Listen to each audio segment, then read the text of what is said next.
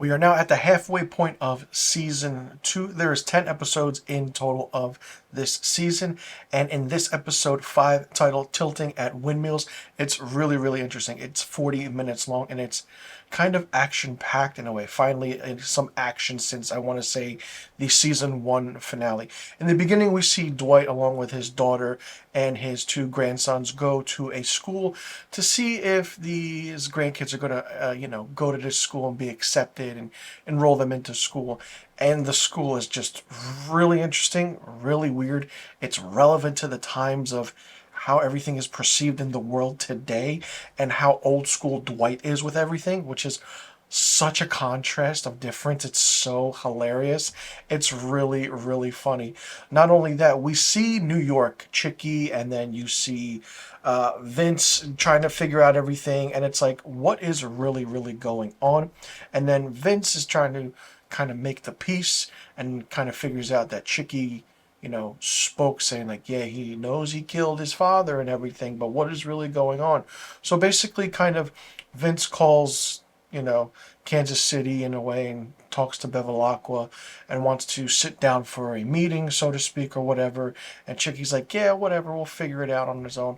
And Chicky's really hot-headed. And you can see Chicky is hot-headed, and we know that.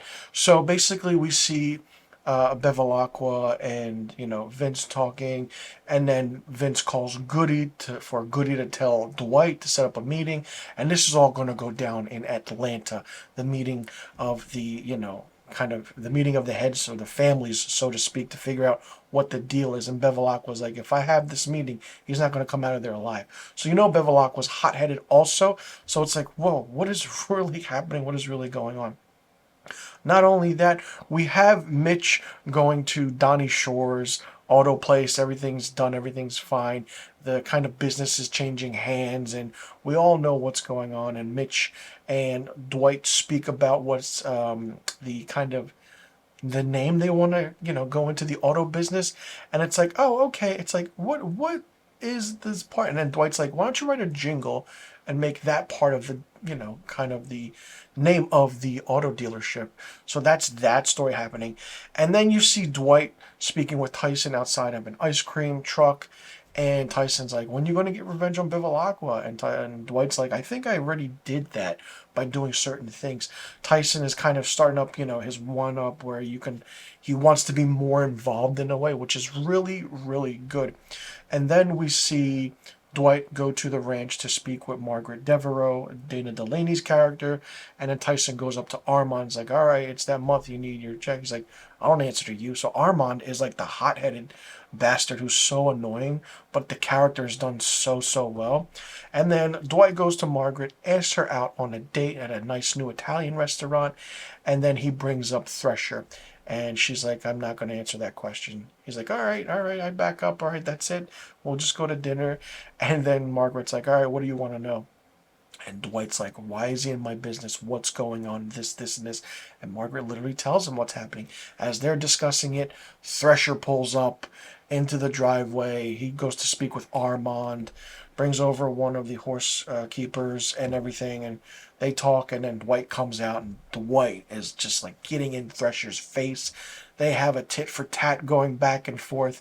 Margaret cocks her shotgun, and it's like, whatever you boys are doing, do it somewhere else. So Margaret Devereaux's pretty badass, and Thresher's like, all right, you have Thresher and Bevilacqua kind of annoyed that Dwight is there.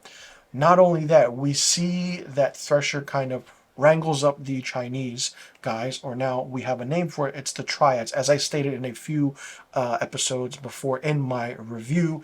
And it's like, what are they really doing? What are they going for? And we see Bodhi going to the windmill farm, trying to put the power in, get it going, get it started and everything. And then the Triads come in and they start destroying everything around them. And it's like, what is really going on? And then, Dwight gets a call, we need your help now. So they come in and a whole fight ensues with the Triads, Dwight's gang. It's really fun. Seeing Bigfoot kick ass is so, so good. It's just really well done. And they kind of beat up one of the Triad guys. And then, Dwight kind of punches him with his ring, the old Italian knuckle sandwich way. And then he's like, who sent you? He's like, Thresher. So it's like, Oh, okay. Now we know what's going on, what's happening. We see Dwight is kind of stepping on territories with Thresher and Bevilacqua. And then the kind of thing we see is Thresher talking and calling to Bevilacqua, saying that Thresher, you owe me, we should be partners again, da da da da da. And it's like, wait, Bevilacqua's like, I sold my share to the Chinese, I'm out. And Thresher and them kind of go back and forth with metaphors. And Bevilacqua's like, yeah, I'll be talking to you. So it's like, all right, not only is Bevilacqua doing his own thing, but he has a history with Thresher, and Thresher has a history with Bevilacqua. But then it's like, all right, they're going after Dwight. Dwight has friends. Who are those friends? Not only that, Thresher doesn't like the poppies in his weed farm.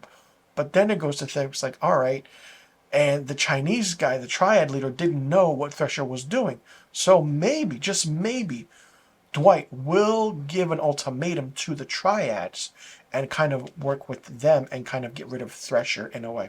I don't know. That's just me speaking, and we'll figure it out. So the episode kind of ends on a nice, calm note.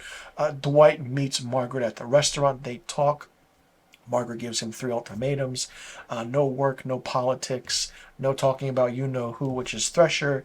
And Margaret's like, I want to know more about you. And it's like, da-da-da. The waiter comes up. It's like, this is da-da so-and-so from Thresher, this and that. He's like, no. Oh, keep Thresher's tab open. What is your best fine thing you have?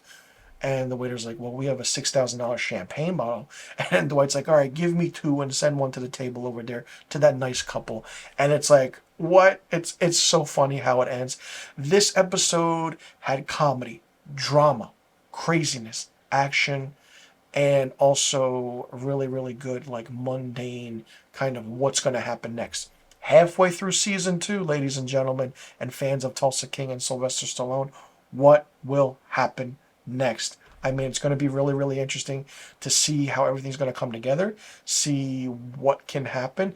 What will this meeting in Atlanta be like with Bevilacqua, Chicky, Dwight, Vince, Goody? Like, what is going to be the resolve, if there is any, and what will come out of it? What is Thresher's deal? What is the history between Thresher and Bevilacqua? I mean, everyone is stepping on everyone's toes. Everyone has a foe. No one's friendly fire or anything like that. And it's like, all right, where are we going with this? And then you have the auto dealership now with Mitch going into it. You have the weed farm, the weed business, the windmills. And it's just like, wow, all right. Now we're kicking up a notch. Took a while for season 2 to get going after all the shenanigans with Dwight's trial, here or there. That's behind us now. That story's closed. Now we're moving forward. Then it's like, okay, where are we really going with this? I like it. I love where we get just a little bit of action and it's like boom, boom, boom. It's happening. But then we know the next coming episodes are going to be laid down a little bit slow going, maybe revved up, slow going. But then the season 2 finale, which is episode 10, what will and what can happen?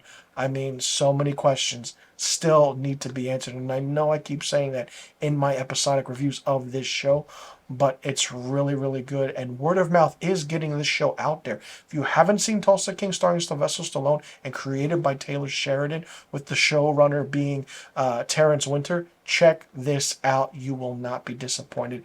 If you like Midwest, if you like gangsters, if you like mafia, this is a show for you. Like I said, binge watch season 1, catch up on season 2. This is a fantastic show. I can't stress that enough. Let me know in the comment section below what you thought about season 2, episode 5 of Tulsa King. Did you like it? Did you not like it? What did you think of it? What did you think about the aspect of the story, the progression? Where do you think all these characters will be at the end of this season 2? Do you think we'll get a 3rd season, or do you think that season 2 should wrap it up? And do you think that, Dwight will get rid of some of these kind of bad guys that are, putting him against the wall, like Thresher, Bevilacqua, Chicky? I mean, it's Dwight versus 3 guys. It's like, okay, you think he's, knows what he's doing, but then something happens and comes up. And what do you think will happen, and whose side will Dwight be on, whose side, won't Dwight be on, and who will take his side, for that matter? Let me know in the comment section below. But all the questions I just asked. I'm Mr. Filmstock. Thanks so much for tuning in.